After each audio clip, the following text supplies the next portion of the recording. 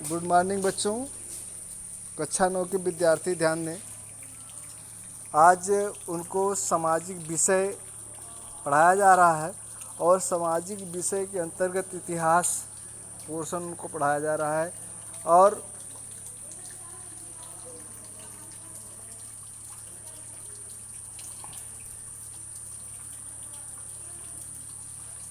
किस प्रकार से, यानी कि जो आपका पहला पाठ है वो पहला पाठ आपका था फ्रांस की क्रांति।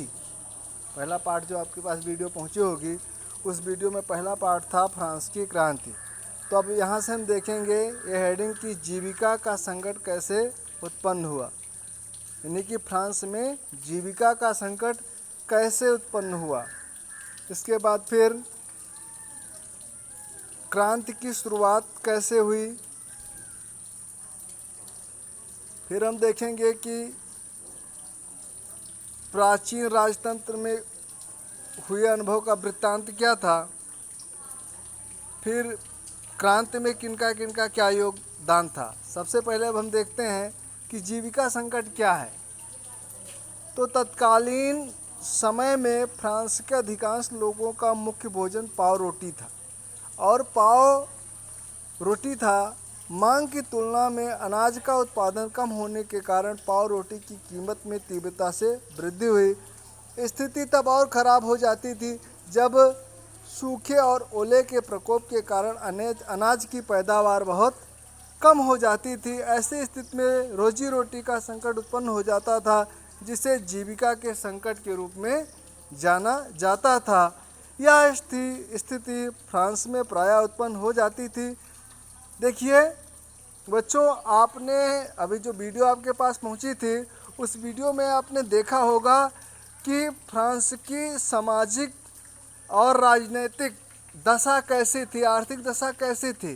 कि राजा क्या था, लुई 16वां जो था बहुत ही विलासी राजा था, ज़्यादा धन अपने शान शौकत पे खर्च करता था, और जब वो गद्दी पर बैठा उस समय उसका राजकोष रिक्त था, यानी कि जो राजकोष था वह रिक्त था। तो इससे हुआ क्या, और रिक्त होने के पीछे कारण भी बताया गया था कि रिक्त होने के पीछे कारण क्या था कि फ्रांस लगातार युद्धों में व्यस्त रहा, और जिसके कारण जो है उसका राजकोष रिक्त हो गया। और राजकोष रिक्त हो जाने के कारण फ्रांस की जो जनता थी वो भुखमरी के कगार पे आ गई। और ये भी आपको इस वीडियो में बताए थे कि उस समय जो है फ्रांस का जो समाज था वह कितने श्रेणियों में बटा था। 3 स्टेटस में बटा हुआ था, पादरी वर्ग, कुलीन वर्ग और मध्यम वर्ग। यानी कि सबसे ज़्यादा दयनीय स्थिति किसकी थी, किसानों की थी। तो उस समय जो किसान थे, जो मजदूर वर्ग था, उनका मुख्य भोजन क्या था, पाव रोटी था। और अनाज उत्पन्न न होने के कारण पाव रोटी की कीमतों में वृद्धि हो गई, और यहाँ तक कि रोटी मिलना भी मुश्किल हो गया। और फसलों के खराब होने के कारण क्या थे कि कभी कभी सूखा पड़ जाता था, तो कभी कभी बाढ़ की स्थिति उत्पन्न हो जाती थी, जिससे जो है फ्रांस में अन्न का उत्पादन नहीं होता था। और यही जो है आपका जीविका का संकट कहलाता है।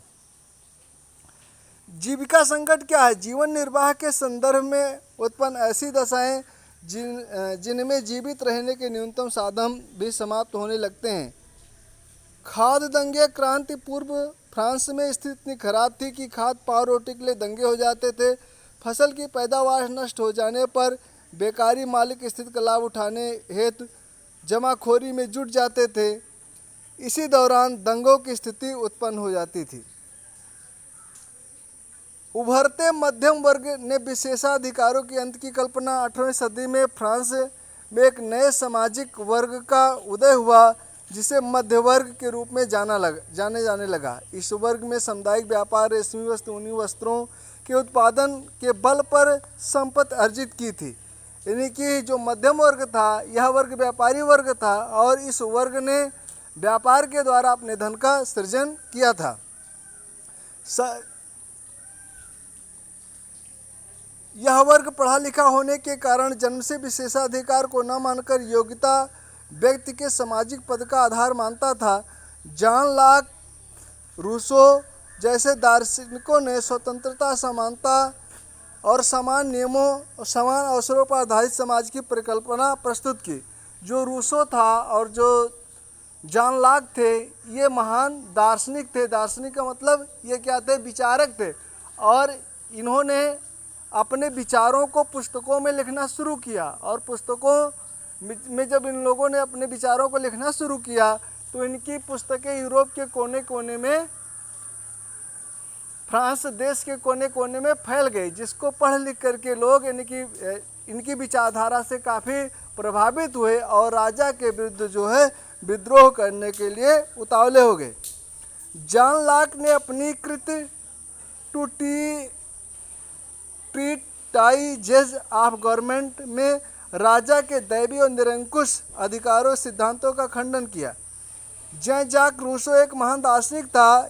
इन्होंने फ्रांस की निरंकुशता को समाप्त करने के लिए क्रांतिकारी विचारों में लोकतांत्रिक शासन का मार्ग प्रशस्त किया। इसकी प्रसिद्ध क्या थी? कृत क्या थी? सोशल कॉन्ट्रैक्ट, जिसमें उन्होंने कहा था कि मनुष्य स्वतंत्र पैदा होता है, मनुष्य स्वतंत्र पैदा होता है और सामान्यतः वह जो है बेड़ियों से जकड़ा रहता है। मनुष्य, रूसो ने क्या कहा कि मनुष्य स्वतंत्र पैदा होता है किंतु वह प्रत्येक स्थान पर जंजीरों से जकड़ा हुआ था। इनका विचार था कि राजा को जन भावनाओं के अनुरूप कार्य करना चाहिए। यानी कि रूसो का विचार था कि राजा को जनता का हित देखना चाहिए, जनता का कल्याण देखना चाहिए और जनता की भावनाओं का सम्मान करना चाहिए, जनता की भावनाओं को कुचलना नहीं चाहिए। सच्चे अर्थों में रूसो ही ऐसा व्यक्ति था जिन्होंने लोकतंत्र का मार्ग प्रशस्त किया, यानी कि फ्रांस में लोकतंत्र की स्थापना पर बल दिया। सामाजिक बंधन तथा राजनीतिक दक्षता की कट आलोचना करते हुए इन्होंने राज्य को नैतिकता के लिए अनिवार्य बताया। रूसो के विचार का फ्रांस की जनता पर गहरा प्रभाव पड़ा। मॉन्टेस्क्यू यह भी एक विचारक था। ये गणतंत्रीय लोकतंत्र के समर्थक थे। राजा के दैवीय अधिकार के सिद्धांतों के घोर आलोचक थे। दैवीय सिद्धांत का मतलब यह है कि उस समय मान्यता थी कि जो राजा होते हैं ये ईश्वर के प्रतिनिधि होते हैं और सभी लोगों को राजा का कहना मानना चाहिए, राजा के अधीन रहना चाहिए। इंग्लैंड की शासन पद्धति पर इनका गहरा प्रभाव था। फ्रांस में ऐसी ही शासन व्यवस्था चाहते थे। The spirit of the laws, ये जो है मॉन्टेस्क्यू की प्रसिद्ध पुस्तक थी। लॉक, रूसो और मॉन्टेस्क्यू जैसे बौद्धिक विचारकों से प्रभावित होकर के फ्रांस के लोग न्याय, समानता, स्वतंत्रता के लिए प्रयत्नशील हो गए। क्रांति की शुरुआत राजा के सीमित अधिकार। प्राचीन राजतंत्र के अंतर्गत सम्राट अपनी मर्जी से कर नहीं लगा सकता था। कर लगाने के लिए उसे स्टेटस जनरल अर्थात प्रतिनिधि सभा की स्वीकृति लेनी पड़ती थी। स्टेटस जनरल क्या है? स्टेटस जनरल जो है ये फ्रांस की प्राचीन संसद का नाम है। स्टेटस जनरल जो है फ्रांस की प्राचीन संसद का नाम है। सम्राट यह निर्णय करता था कि स्टेटस जनरल की बैठक कब बुलाई जाए। इसकी अंतिम बैठक 1614 में बुलाई गई। नए करों के प्रस्ताव का अनुमोदन के लिए बैठक 5 मई 1789 को फ्रांसीसी सम्राट लुई 16 ने नए करों के प्रस्ताव के लिए एक अनुमोदन हेतु स्टेटस जनरल की बैठक बुलाई। अर्थात इसने क्या किया कि फ्रांस की जो प्राचीन संसद थी उसको जो है कर बढ़ाने के लिए बुलवाया। तो इस बैठक का आयोजन वर्साई के एक आलीशान भवन में किया गया। इस बैठक में पहले दूसरे स्टेटस ने अपने 300 प्रतिनिधि भेजे। ये प्रतिनिधि आमने सामने कतारों में बैठ गए, लेकिन जो तीसरा स्टेटस था, तीसरे स्टेटस में कौन था? मजदूर शामिल थे। इसमें 600 लोग आए थे, ये पीछे खड़े हुए। और तीसरे स्टेटस का प्रतिनिधि शिक्षित वर्ग कर रहा था। जो फ्रांस का पढ़ा लिखा वर्ग था वह तीसरे वर्ग का जो है नेतृत्व कर रहा था। इसमें किसान, स्त्रियां, कारीगरों को सभा में जो स्त्री थे, जो कारीगर थे, जो मजदूर थे इनको सभा के अंदर जाने की अनुमति नहीं दी गई थी। 40,000 पत्रों के माध्यम से उनकी मांगों एवं शिकायतों की सूची बनाई गई थी। इस सूची को प्रतिनिधि अपने साथ लेकर आए थे। यानी जो शिक्षित वर्ग था, यह वर्ग जो है ऐसे लोगों की जो मतलब सूची बनी हुई थी, इनकी मांगों की सूची को लेकर के जो है वह वर्साय में जो सभा चल रही थी उस सभा में आया हुआ था। स्टेटस जनरल के नियम। स्टेटस जनरल प्रतिनिधि सभा के नियमों के अनुसार प्रत्येक वर्ग को एक ही मत देने का अधिकार था। लुई 16 इस नियम के अनुरूप कार्य करने वाला था। इस बार तीसरे वर्ग के प्रतिनिधियों ने यह मांग रखी कि पूरी सभा द्वारा मतदान कराया जाए, जिसमें प्रत्येक सदस्य एक मत देने का अधिकार हो। यह मांग की थी, जिसे सम्राट ने क्या कर दिया, अस्वीकार कर दिया। फिर स्वयं के बारे में तीसरे स्टेट प्रतिनिधियों की मान्यता, यानी कि जो तीसरा वर्ग था उसकी क्या मान्यता थी, उसकी मान्यता यह थी कि प्रत्येक सदस्य को एक मत देने का अधिकार वाली मांग लोकतांत्रिक सिद्धांत से प्रेरित थी। पहले क्या होता था कि कुछ ही लोग वोट देते थे, लेकिन जो तीसरा वर्ग था इस वर्ग ने कहा कि जितने लोग हैं सभी लोगों को जो है वोट देने का अधिकार होना चाहिए। रूसो ने अपने कृति द सोशल कॉन्ट्रैक्ट में प्रस्तुत किया कि वस्तुतः तीसरे स्टेट के प्रतिनिधि स्वयं को संपूर्ण फ्रांसीसी राष्ट्र का प्रतिनिधि मानते थे। तीसरे स्टेट की ये प्रतिनिधि 20 जून 1789 को वर्साई के इंडोर टेनिस कोर्ट में एकत्रित हुए और स्वयं को नेशनल असेंबली घोषित कर दिया। और इन्होंने प्रतिज्ञा की, जब तक सम्राट की शक्तियों को कम करने वाला संविधान तैयार नहीं कर लेंगे तब तक असेंबली भंग नहीं होगी।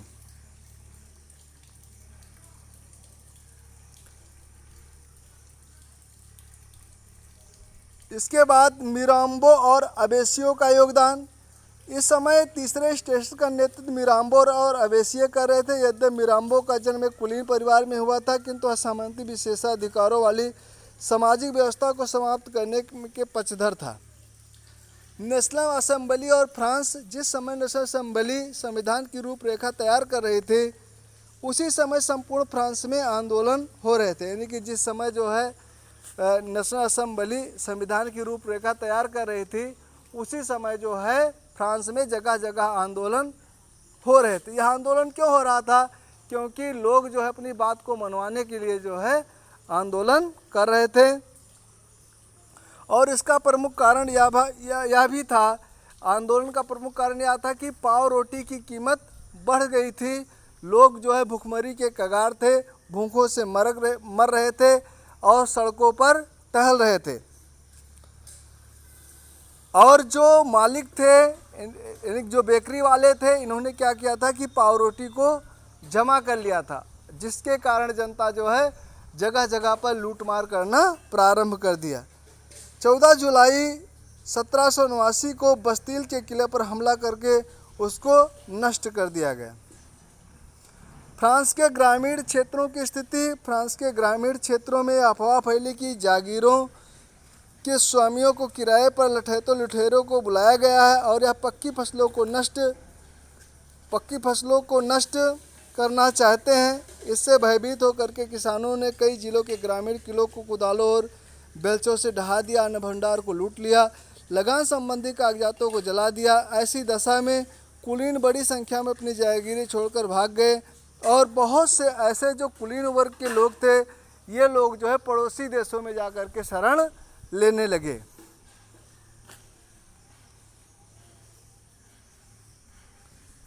तो बच्चों, इस प्रकार से सभी लोग आप अपनी बुक को जो है खरीद लीजिए और इसमें से कम 10 या 15 छोटे छोटे प्रश्न बना करके आप जो है उसको रफ कॉपी पे लिखिए। और जब ये पाठ आपका समाप्त हो जाएगा तो पाठ में जो आपके अभ्यास कार्य दिए गए हैं उन अभ्यास कार्यों को जो है लिखाया जाएगा। इसके लिए आप एक फेर कॉपी बना लें, क्योंकि जब ये पाठ समाप्त होगा तब जितने भी प्रश्न हैं सभी प्रश्नों के उत्तर आपको जो है इसी वीडियो के प्रश्नों के उत्तर की वीडियो बनाई जाएगी और ये आपके पास भेजी जाएगी। उसी को सुन करके आप जो है फेर कॉपी को पूर्ण करना। जय हिंद, जय भारत।